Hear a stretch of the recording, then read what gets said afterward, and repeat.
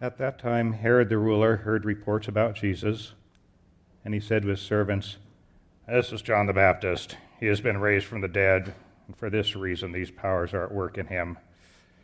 For Herod had arrested John, bound him, and put him in prison on account of Herodias, his brother Philip's wife, because John had been telling him, "It is not lawful for you to have her." Though Herod wanted to put him to death, he feared the crowd, because they regarded him as a prophet. But when Herod's birthday came, the daughter of Herodias danced before the company, and she pleased Herod so much that he promised on oath to grant her whatever she might ask. Prompted by her mother, she said, "Give me the head of John the Baptist here on a platter." The king was grieved, yet out of regard for his oaths and for his guests, he commanded it to be given. He sent, had John beheaded in prison. The head was brought on a platter and given to the girl, who brought it to her mother. His disciples came and took the body and buried it. Then they went and told Jesus.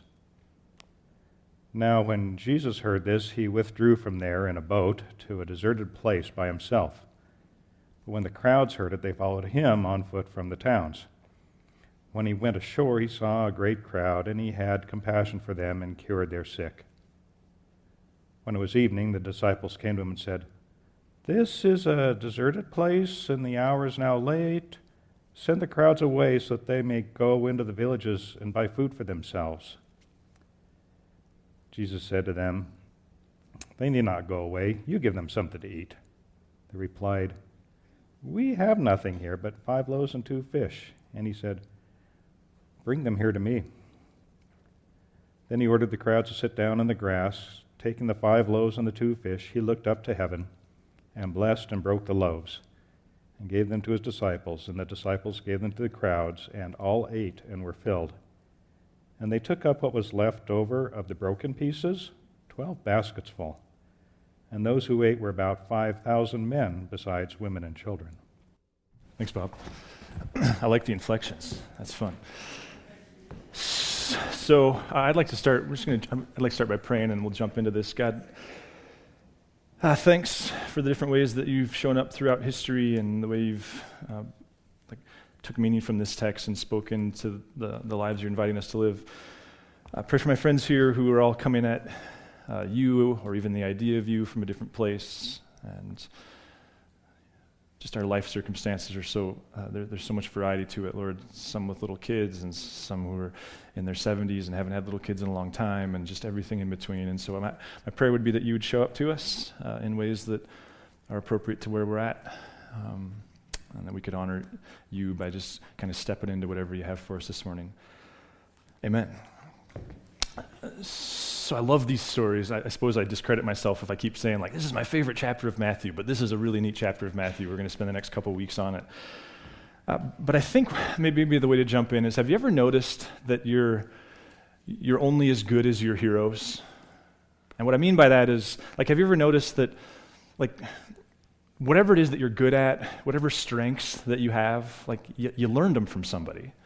Which means in some level, and I realize this is even part of the social political conversation we're having, is that this is the social justice piece. In so many ways, there's exceptions, but we're only as good as who it is that we've got to spend time with. Think of it this way. What's something that you're good at? Well, that's a character thing, and just something that you could, with dignity, without pride, just go I'm good at this. Whether it has to do with your job, whether it has to do with maybe relationships, maybe it's a character skill. Maybe there's certain aspects to your spiritual life that you just feel like you're really faithful to. Maybe you're really good at paying the bills or managing the budget or keeping gas in the car, whatever it is. What's a strength of yours? Got something? Now, who's it attached to? And I'm sure there's exceptions, but I'm guessing they're pretty rare. Who's the person? Probably an actual person that modeled it to you, whether it was a parent, though they don't usually get credit till it's way too late, but maybe a friend or a teacher. Maybe you kind of look in the mirror and you go, I'm a pretty good mom. I'll bet you had one.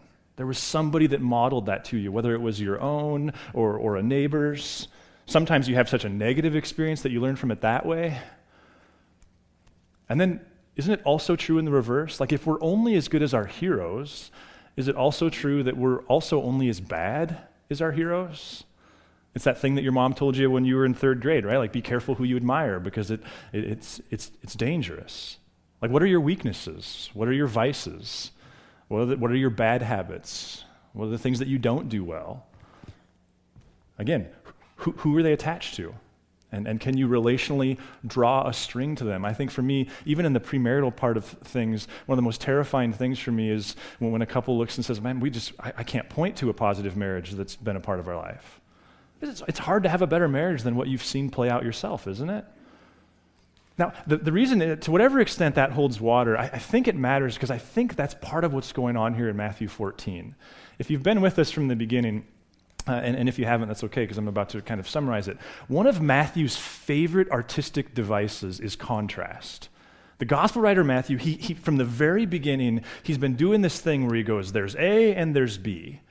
In his case, there's Herod's kingdom, and then there's this kingdom Jesus is trying to bring. There's Herod's character, and then there's Jesus' character. And some of you may remember when we started it, even around the circumstances of Jesus' birth, there's this constant contrast. Then we spent the whole summer in the Sermon on the Mount.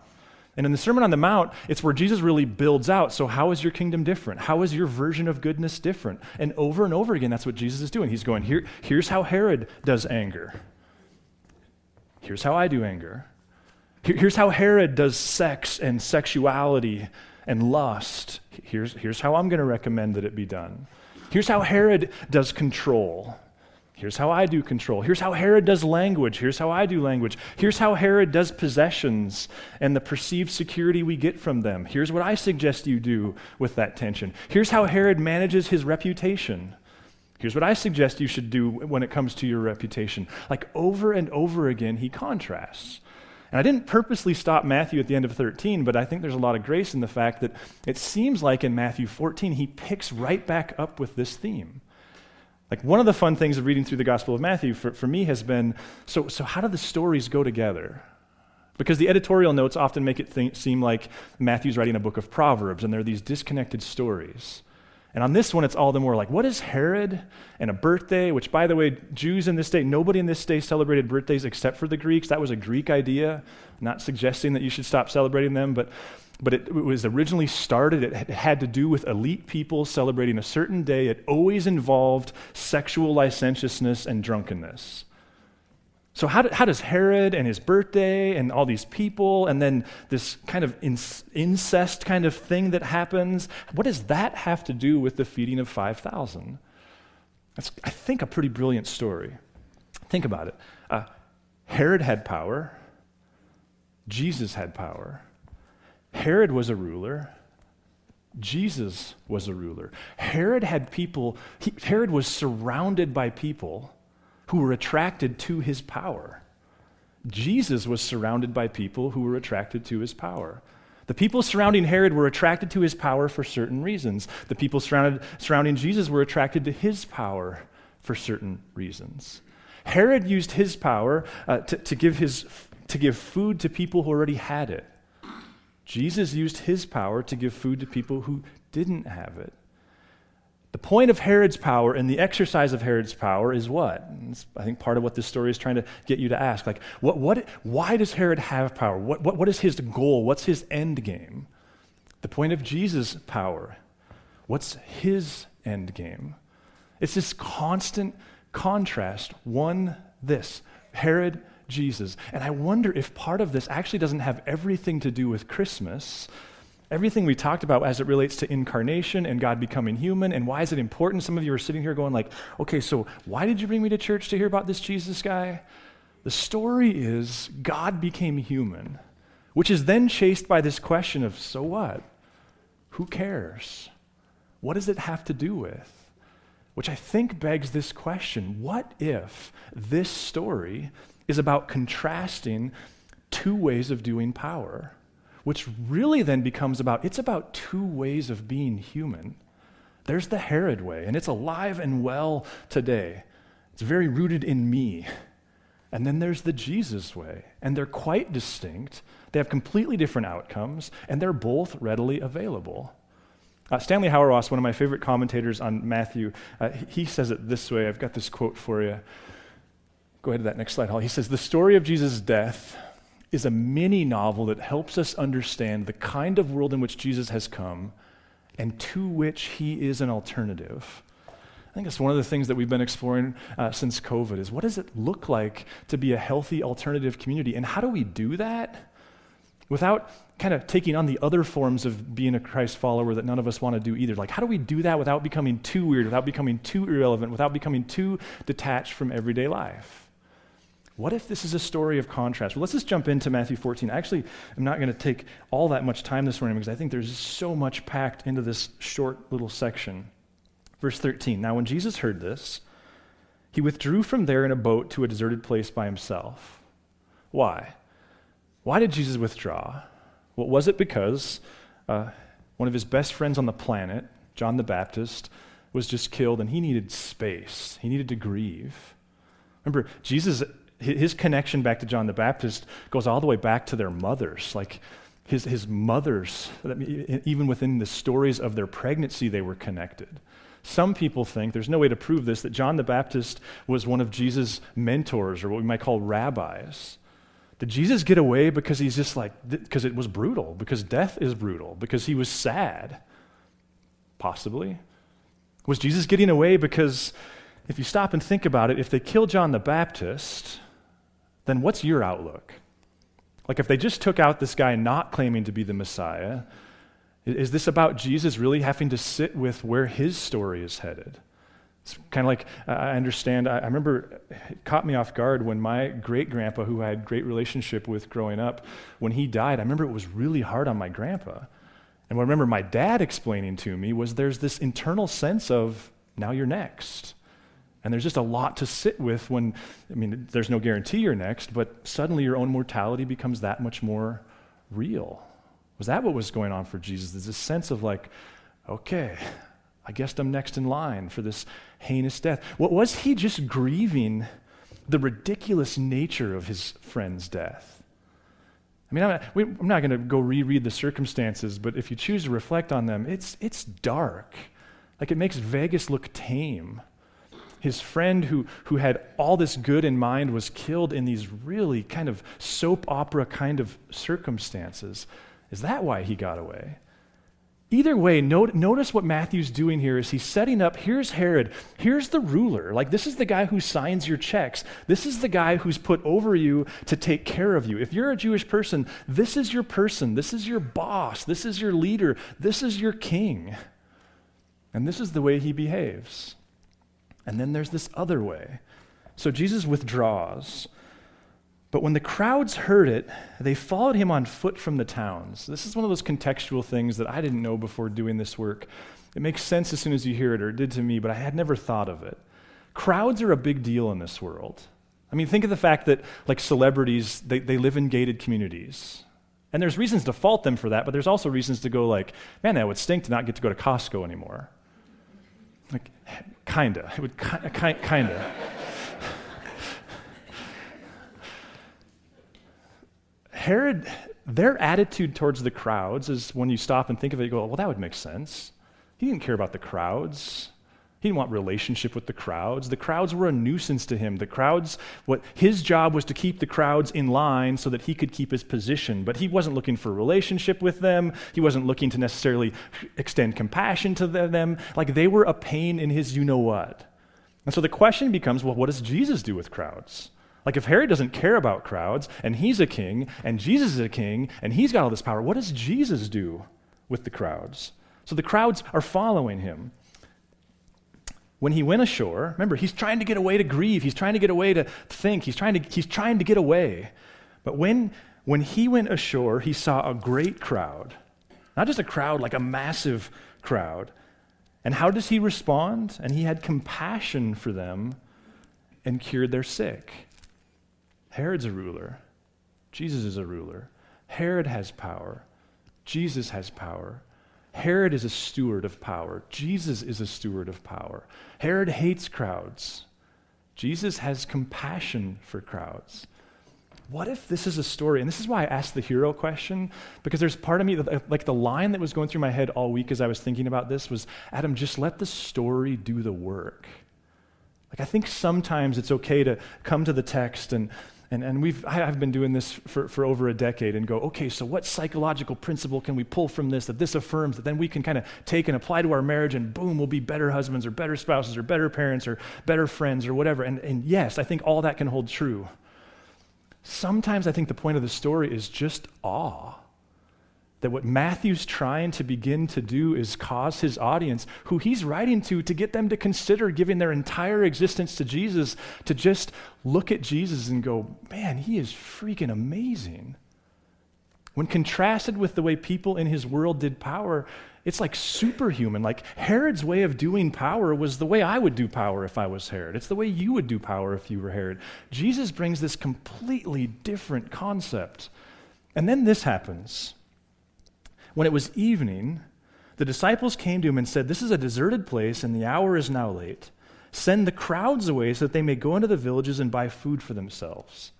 Now, this is one of those points where you kind of got to pay your fee, because there's a couple different opinions on this. One opinion, and I think maybe even I've pursued it before, one opinion is that this represents the disciples being these selfish, self-absorbed kids who still don't get their rabbi. That's possible, and to support that argument, what you would do is you'd point out it's spring, and so people's food supplies are very short, so this notion of sending them into town to get food is simplistic and not accurate. Really what they're trying to do is go like, hey, I got a candy bar, but it doesn't do 20 of us any good, but if you would leave, I could eat my candy bar and I'll feel a lot better. I don't actually think that's what's going on. The other option, and it's the one that I'm persuaded by, especially because of the context that we'll get into, is that this is the disciples starting to see the world through Jesus' lenses.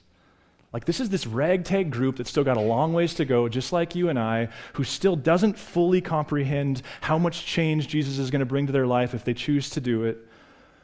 This is them beginning to see the world with the compassionate eyes of Christ and going, wait a minute, these people, like they've got needs. Jesus, like they're going to collapse, like help them, like don't just continue to talk, like get them to a food source. What if what's going on here is that the attention focuses to we're not just talking about two rulers. We're not just talking about two ways of doing power. We're talking about two ways of being human. There's Herod's way, and there's this other way. And we're not just talking about two ways of being human, we're talking about two ways of existing in community. Like, Herod's got his group of friends. And how is it that they behave, and what is it that they do, and what is the focus of their attention, and how do they spend their resources? And then Jesus has got his friends. What if Matthew is starting to build towards this community that Jesus is trying to build?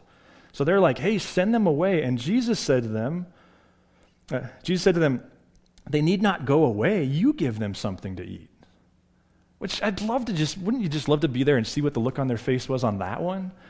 Now, part of what is going on here from a literary device, artistic standpoint, is certainly Matthew is continuing to build, and we'll see this in the next miracle, what we'll talk about next week when he walks on water and all of that. But part of what's going on here is he's setting up that the Jewish audience that's reading Matthew, they would have known that if you're a super prophet, then one thing you can do is take a little bit and feed a bunch. Moses did it, Elijah did it, Elisha did it. So part of it seems like when you hear people say, like, Jesus never claimed to be God, this is to me where some of this starts to break down, and especially in the story we'll look at next week, is Jesus was setting himself up as something more. You give them something to eat. He's setting something up. But then, listen to what they said. They replied, we have nothing here but 5 loaves and 2 fish. We don't have much.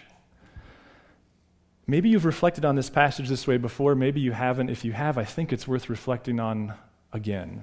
In fact, I think part of what's shifting in my head is I always thought that the point of church and the point of learning about God was if we can learn this thing, we can incorporate it into our being, and then we never need to hear it again. I'm not convinced that's actually the way Christ calls us to live. I wonder if there's not more permission of, in the same way that you don't have a good meal and go, sweet, I'm good. Like the point is we have to come feast and continue to feast off this stuff because we're idea-consuming machines and we're infiltrated by bad ones, and so we've got to expose ourselves to the ones that some of us decided 50 years ago we believe, but the fact that the reminder is suddenly this like, that's not necessarily a poor reflection of you, it's who God is and how this works.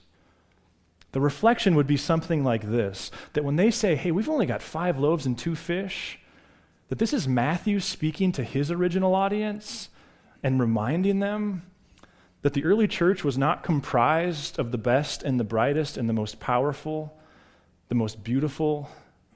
It wasn't comprised of those that if you were assembling a new NFL team or putting together an ideal band, that's not who made up those teams.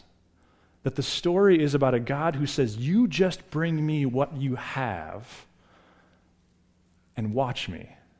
And some of you know exactly what I'm talking about. Like you grew up in youth group, you've been surrounded by people over the years, and you can genuinely say, like, I've stood next to so many people who are so much better at following Jesus than I ever will be. I've taught Sunday school next to, I've worked next to, I can say this in my own experience, like without any false humility. I've worked next to so many people who are far more skilled for this than I ever will be. But there's this story, and I think it's a story to everybody who's ever followed Jesus, is that's not really what it's all about. That there's this God who takes what you have and uses it. And then, of course, and Bob read this, but let's just read it again. And he said, bring them here to me. Then he ordered the crowds to sit down on the grass. Taking the 5 loaves and the 2 fish, he looked up to heaven, and he blessed and broke the loaves, and he gave them to the disciples, and the disciples gave them to the crowds. What if this isn't just a story about 2 kings, 2 ways of ruling, 2 ways of being a ruler, 2 ways of having authority? What if this is a story about 2 ways of being human? In fact, I was reminded this week as I was just kind of working on this, and I went back to Christmas Eve, and some of you may remember we had that. If you weren't there, that's okay, but we had that piece of art on the stage that Jody did so well that was this image of this painting of the birth narrative of Jesus, Mary and Joseph and Jesus, and we talked about this Eastern Orthodox idea called recapitulation, which says that God showed up because the image for God that we had became so soiled and so mixed up and so lost that he had to return and reestablish who God is and what it means to be human. What if this is a story not just about Jesus and Herod, but about 2 versions of what it means to be human, and this community that's taking shape around Jesus who are starting to absorb and take on Jesus' way of being human?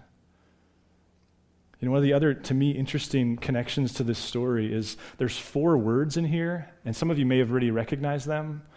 They come up several times in the Gospels, most notably at the final Passover, at what you might call the Last Supper. Jesus took the bread, he said thanks for the bread, he broke the bread, and he gave them the bread. All 4 of those verbs show up around the Last Supper or the communion, whatever it is you've referred to it as. What's going on here? Well, I think there's 2 ways to read the text, or at least 2. One is, and I'm not great at this one, but I understand it to be a really important one.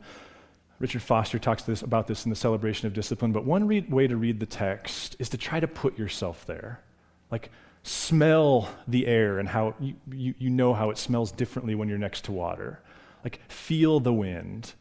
See this crowd of people, and what does that look like when Jesus suddenly takes 5 loaves of bread and 2 fish and multiplies them, and then they all eat them? Like, to put yourself in the scene is one way, and it's a very valuable way. The other is to put yourself in the scene of the first audience who ever had this story read to them. Now, we could debate what year Matthew was written, 50, 60, 70, 80. I don't think that's necessarily important, but who were they? They were these early Jewish followers of Jesus who were being persecuted by their own people because they had decided to believe, to follow that Jesus was Messiah, to take on this whole new way of being human. What would that have to do with this story and its connection to communion?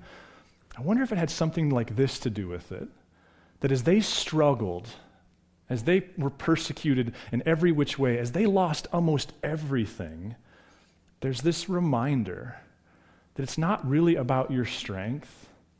It's about bringing what you have, and it's about Jesus' commitment to feed and fuel this life that you're trying to live. I don't know what it is that you believe about communion and what happens there. I'm not to the place where I believe it becomes the literal body and blood of Jesus, though I can acknowledge that historically my point of view is really the exception. But I think there's a way either way to retain the idea that there's something about the way communion is, it's the fuel to become the new kind of humanity that God is trying to cast.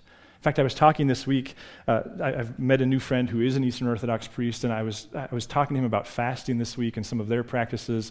And what I'd learned right before we talked was I didn't know that in the Eastern Orthodox tradition, which would be like really the first 600 years at least of church history, any day you knew you were going to take communion, you fasted until you took communion. So if you were so I'm guessing that's why 6 a.m. services were really popular.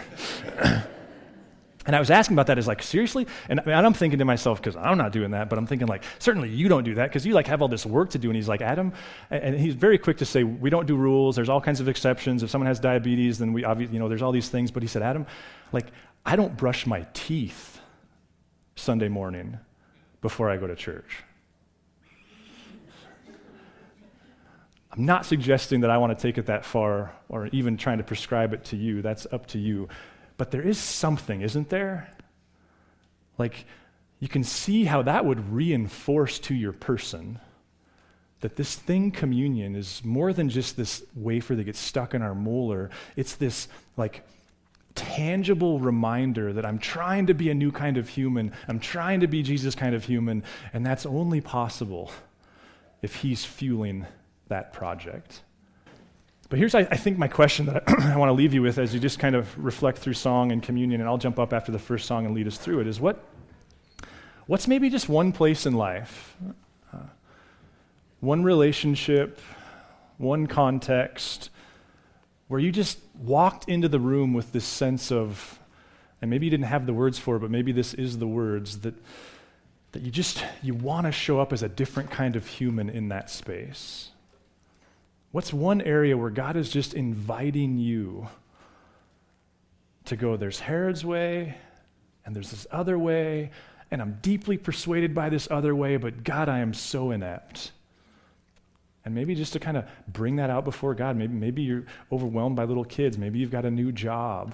Maybe you're in a rough relationship. Maybe you've got some depression going on. Maybe you're grieving something and you're not sure that you can actually do this work of grief. What's one area where you can just genuinely say, Jesus, I want to do this the way you would. And yet it's going to take your strength inside of me. And Jesus, every one of us here, there's just some area of life where we recognize that breakthrough would look like being your kind of a human in that circumstance, in that place. And then God, we just pray over our character in general, that the slow transformation of your way of being human would continue to take root. Thanks for your commitment to be with us. Even thinking of how Matthew ends it, and surely I'll be with you always. That you didn't just drop us off and tell us good luck, but that you're here fueling us even now. So I pray for parents, I pray for spouses, I pray for students, and the myriad other things that come up, God, that you'd give us the strength to be your version of what it means to be human. Amen. Thanks for listening. If you'd like to learn more about Narrate Church, find us online at narratechurch.org or look us up on Facebook or Instagram.